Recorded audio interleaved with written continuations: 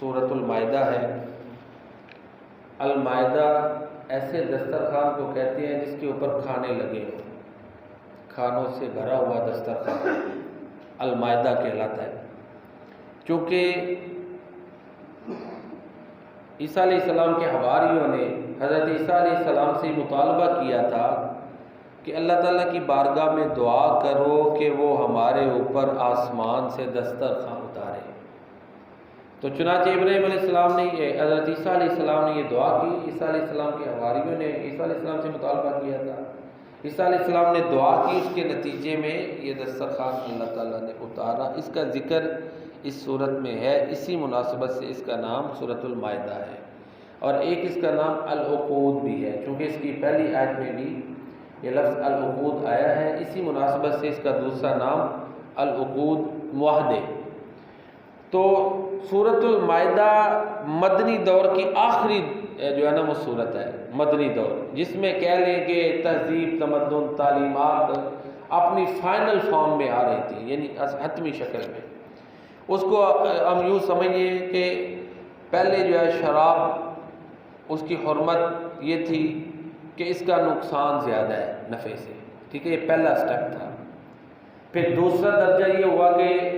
سورہ بقرہ میں یہ ہے نا کہ اس کا وَإِثْمُهُمَا أَكْبَرُ مِن نَفْعِهِمَا، شراب اور جوا ان دونوں کا گناہ ان کے نفع سے زیادہ ہے، یہ پہلا درجہ تھا۔ دوسرے مرحلے میں، یہ دوسرے درجے میں سورہ نساء میں ہے کہ نماز پڑھتے ہوئے تم نے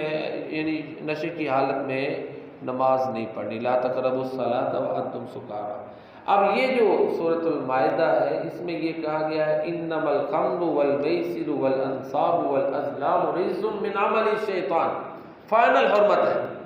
اور بڑے دو ٹوک سخت الفاظ میں کہا شراب جوا حرام ہے۔ کیوں؟ یہ شیطان کی پلیدی میں سے ہے، شیطان کے عمل کی پلیدی میں سے ہے۔ تو اس سے پتہ چلتا ہے کہ یہ آخری مرحلہ تھا ہے جس میں فائنل جو ہے نا وہ احکامات نازل ہوئے، تو آخری دور میں نازل ہوئی ہے، اور یہی سورۃ المائدہ ہے۔ اس کے شروع میں ہی یہ اعلان اللہ تعالیٰ نے کیا، الیوم اکملت لکم دینکم واتممت علیکم نعمتی ورضیت لکم الاسلام دینا، آج میں نے تمہارے لیے تمہارا دین پورا کر دیا، اور تمہارے لیے دین کو اللہ تعالیٰ فرماتے ہیں اسلام کو ہم نے بطور دین پسند کر لیا۔ یہ آیت بالکل آخری دور میں نازل ہوئی ہے، تو اس سے پتہ چل رہا ہے کہ یہ بالکل آخری صورت ہے، اور اس میں معاشرت، تہذیب، تمدن اس کو جو ہے نا وہ فائنل شکل دے دی گئی۔ وضو کے مسائل دوبارہ دہرائے گئے، تیمم کے مسائل اس میں بتائے گئے، پھر ساتھ ہی پہلے بھی حرام جانوروں کا ذکر تھا کہ جن کا کھانا درست نہیں، اس کے شروع میں بتا دیا گیا کہ تمہارے اوپر جو ہے نا مردار حرام ہے، خون، خنزیر کا گوشت، اور وہ جس پر اللہ کے علاوہ کسی اور کا نام لیا گیا ہو وہ حرام ہے۔ اسی طرح وہ جانور جو گلا گھٹ کے مر جائے، لاٹھی سے مر جائے، اوپر سے گر کے مر جائے، یعنی جو خود طبی اس طرح کی حادثاتی موت مرے کہ اس کے اوپر تکبیر نہ پڑی گئی ہو، تو وہ بھی حرام ہو جائے، جس کو درندہ کھال ہے۔ تو یہ ساتھ یہ بھی کہا جو آستانوں پر چیزیں ذبح کی جاتی ہیں وہ بھی حرام ہے۔ تو لہذا اب جانور ذبح کرتے وقت بسم اللہ لینا، بسم اللہ پڑھنا، بسم اللہ اللہ اکبر یہ پڑھنا ضروری ہے، تبھی وہ حلال ہوگا، وگرنہ وہ حلال نہیں ہے، ٹھیک ہے نا۔ اور اللہ کا ہی صرف نام لینا ہے، کسی اور کا نام نہیں لینا۔ ہمیں چونکہ بعض ہمارے مسلمان بھائی ایک عمل کرتے ہیں، اس کے بارے میں ہمیں تحفظات ہوتے ہیں، وہ یہ ہے کہ وہ یہ کہہ دیں کہ جی فلاں بزرگ کے نام کی ہے یہ، تو یہ تو اس کا نام آ گیا، فلاں بزرگ کی ہے یہ نہیں، اللہ کے نام کی ہونی چاہیے ہر چیز، ٹھیک ہے۔ اصالِ ثواب ہو تو پھر الگ بات ہے کہ ثواب کے لیے اس کے لیے ہے، باقی ہے اللہ کے نام کی، اس میں ایک اور پوزیشن ہو جاتی ہے نا، اس میں وہ حرمت والی کیفیت نہیں پیدا ہوتی۔ جب کوئی یہ واضح کہہ دے جی نہیں یہ تو ہے کہ 11ویں والے کے نام کی، بھائی یہ تو اللہ کے نام کی ہونی چاہیے، صرف اللہ کے نام کی ہونی چاہیے، ٹھیک ہے۔ تو اس طرح پھر اس میں ہمارا ایک واضح جو ہے نا وہ موقف ہے، میں نے کھول کر بیان کر دیا کہ اللہ کا نام صرف ہونا چاہیے، بس اس کے ثواب کے لیے ہو تو وہ نام تو اللہ کا ہی ہے نا، پھر وہ الگ معاملہ ہے، وہ درست ہو جائے گی کیفیت۔ تو بہرحال یہ اسی طرح معاہدات کی پاسداری کا اس میں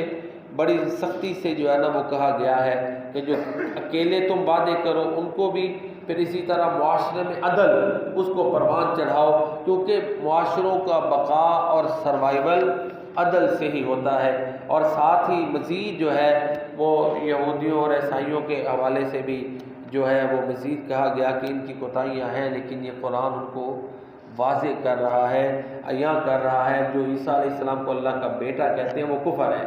عیسیٰ اللہ کے بندے ہیں، بیٹے نہیں ہیں۔ پھر دوبارہ عقیدہ یہ پہلے بھی دہرایا گیا تھا، یہاں پہ پھر دہرایا گیا کہ عیسیٰ علیہ السلام کے بارے میں کنفیوژنز نہ رہے۔ اسلام بار بار دو ٹوک اعلان کر رہا ہے کہ عیسیٰ اللہ کے بندے ہیں، اللہ کی مخلوق ہیں، اللہ نے ان کو بغیر باپ کے پیدا کیا ہے، اللہ کے بیٹے نہیں ہیں، الہ نہیں ہے۔ اس کو ریپیٹڈلی اس بات کو دہرایا گیا تاکہ مسلمانوں کے بھی ذہن نشین ہو جائے اور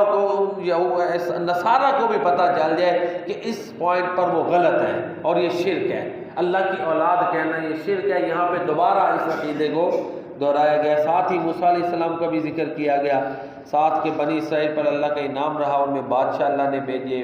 اسی طرح انبیاء ان میں بہت زیادہ بھیجے۔ پھر موسیٰ علیہ السلام کا وہ واقعہ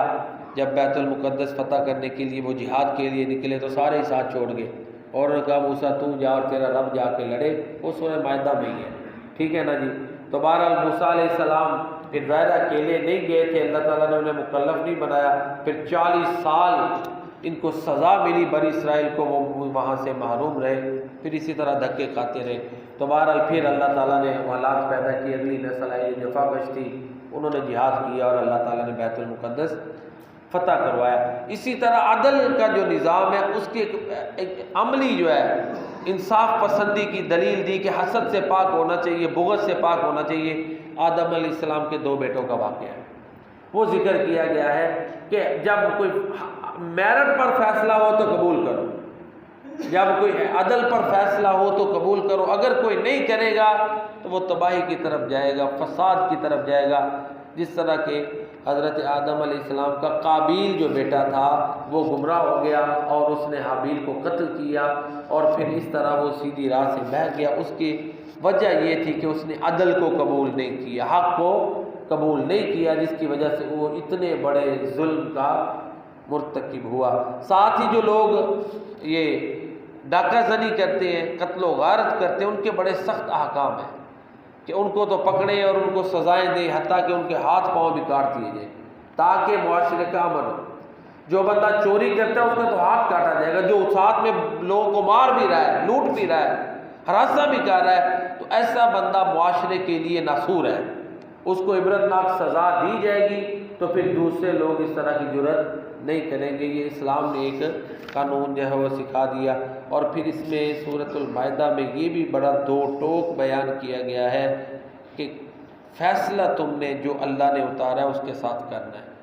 اگر فیصلے تمہارے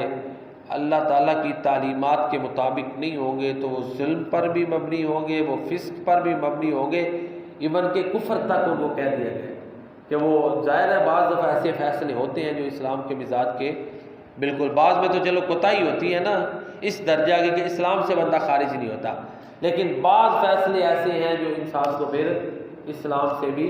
خارج کر دیتے ہیں۔ پھر یہاں پر سورۃ المائدہ میں مزید اللہ تعالیٰ نے جو ہے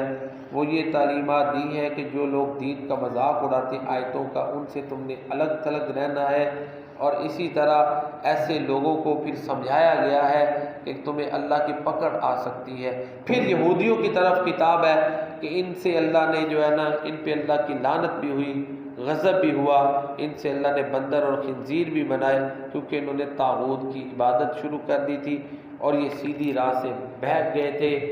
یہ گناہ میں جلدی کرتے تھے، ظلم و زیادتی میں، حرام کھانے میں، ان کے راہبوں اور علماء نے نیکی کا حکم چھوڑ دیا تھا۔ تو جب اس طرح کی کسی قوم میں تباہیاں آئیں تو پھر اللہ کی پکڑ ان پر آ جاتی ہے۔ جو قوم اخلاق کے لحاظ سے اس طرح گر جائے کہ اس کے علماء اور راہبین جو ہے وہ سیدھا کام نہ کریں، لوگوں کو نہ سمجھائیں، تو پھر یہ قومیں جو ہیں وہ تباہی کی طرف چلی جاتی ہیں۔ اسی طرح ہم مسلمانوں میں دیکھتے ہیں کہ ہمارے ہاں صوفی ازم بنیاد تو یہ تھی کہ پاک کریں گے، تزکیہ کریں گے، دنیا کی محبتیں کم کریں گے، بیس تو اچھی ہے، لیکن آگے جا کے اب اس میں ایسی ایسی چیزیں انہوں نے شامل کر دی ہیں جو اسلام کے مزاج کے خلاف ہیں، اور انہوں نے اپنا جو ہے نا وہ اللہ کی محبت میں آ کے ایسی چیزیں اور عمل جو اسلام کے مزاج سے ہٹ جاتے ہیں۔ حالانکہ چاہیے تو یہ نا اللہ کی محبت میں بندہ اور اطاعت میں آگے بڑھے، تو محبت میں آ کے اطاعت سے بالیانہ عمل کرنا، کہ کسی نے کہہ دیا جی میرا جھنڈا بعد اللہ قیامت والے دن اللہ کے نبی کے جھنڈے سے بڑا ہوگا، یہ بات اب کرنے والی ہے؟ جھنڈا تو کسی کا حمد والا اور ہونا ہی نہیں سوائے اللہ کے نبی کے، اب اس کو جسٹیفائی کرتے پھرے۔ او بھائی بندہ دیکھے نا، ایک سیدھی سی بات ہے، جب بندے کا اب نارمل ہوتا ہے نا تو جو چیزیں اس کے تحت شعور میں ہوتی ہیں وہ آتی ہیں، اس حالت میں تو قرآن وہ پڑھے، اللہ کی بندگی اور بڑھ جائے، کیوں جی چے جائے کہ ایسے جملے، تو ان کو دفاع کرنا وہ جو کرتے ہیں وہی کر سکتے ہیں، دفاع کے قابل چیزیں نہیں ہیں۔ صوفی ازم اچھی بات ہے اس وقت تلک جب یہ قرآن و سنت کے پیرائے میں ہوگی، یہ زہد سکھائے، عبادات کی جو ہے نا وہ سکھائے، اچھا اخلاق سکھائیں، اللہ کی محبت سکھائیں، یہ اس حد تک تو ٹھیک ہے، لیکن اس میں ایسی چیزیں جب آ جائیں گی وہ نہ مومن ہے نہ مومن کی امیری، رہا صوفی گئی روشن زمین، اقبال نے بھی کہا ہے، پھر یہ کیفیت نہیں ہونی چاہیے۔ تو ہمارے ہاں بڑی معذرت سے یہ لبادہ اڑ کر بڑی چیزیں اس طرح ہوتی ہیں، تو جب اصل جو بندہ اپنی ذمہ داری سے ہٹے تو پھر معاشرے میں بگاڑ ہوتا ہے۔ جو یہ دعویٰ کرے کہ ہمیں دنیا سے محبت نہیں، ہم اللہ کے لیے وقف ہیں، تو ان میں اس طرح کی غلطیاں ہیں تو پھر معاشرے میں بگاڑ زیادہ ہو جاتا ہے۔ تو بہرحال اللہ تعالیٰ پھر یہاں پر مزید فرماتے ہیں اگر یہ تورات پر عمل کرتے تو کبھی نہ بہکتے، ان کو ہم معاف بھی کر دیتے یہودیوں کو، اور ان کے معاملات درست ہوتے۔ اشارہ مسلمانوں کو دیا گیا ہے کہ تم بھی درست اسی وقت تک رہو گے جب تک تم قرآن اور سنت کو پکڑے رکھو گے، جب ہی تم اس کو چھوڑو گے تم سیدھی راہ سے بہک سکتے ہو۔ اسی طرح مزید اللہ تعالیٰ نے نصارہ کو سمجھایا کہ عیسیٰ اور ان کی والدہ وہ تو کھانا کھاتے تھے لہٰذا وہ معبود نہیں ہو سکتے، کانا یاکلان الطعام، اور زاویے سے سمجھایا گیا کہ اس طرح نہیں تو اور طرح بات سمجھ جائے، وہی عقیدہ بار بار۔ پھر ساتھ ہی جو ہے وہ چند نصارہ جنہوں نے قرآن سنا آنکھوں سے آنسو جاری ہو گئے اور حق کو قبول کیا، ان کی تعریف بھی ذکر کی ہے۔ دیکھیں نا اسلام کیسا قرآن کا انداز ہے، اور ساتویں پارے کا آغاز یہ ہے وَإِذَا سَمِعُوا مَا أُنزِلَ إِلَى الرَّسُولِ تَرَىٰ أَعْيُنَهُمْ تَفِيضُ مِنَ الدَّمْعِ مِمَّا عَرَفُوا مِنَ الْحَقِّ۔ تو بہرحال سورۃ المائدہ میں بڑی ایسی چیزیں ہیں جو منفرد انداز کی ہیں، خاص کر یہ عیسیٰ علیہ السلام پہ دسترخوان کا جو نزول ہوا، اور اس طرح ساتھ انہیں کہا بھی اللہ تعالیٰ نے آخر میں پھر اسی طرف آتے ہیں کہ کہا بھی کہ جب یہ اترے گا تو پھر جو ہے تم نے اللہ کی بندگی کرنی ہے، اگر اس کے بعد تم نے کفر کیا تو پھر اللہ نے معاف نہیں کرنا، سخت عذاب ہونا ہے۔ ساتھ وعیدیں بھی سنائی، اینڈ پہ دیکھیں پھر عیسیٰ علیہ السلام کے بارے میں اختتام کر دیا کہ قیامت کا منظر پیش کر دیا سورۃ المائدہ میں، کہ قیامت والے دن اللہ تعالیٰ عیسیٰ علیہ السلام سے پوچھیں گے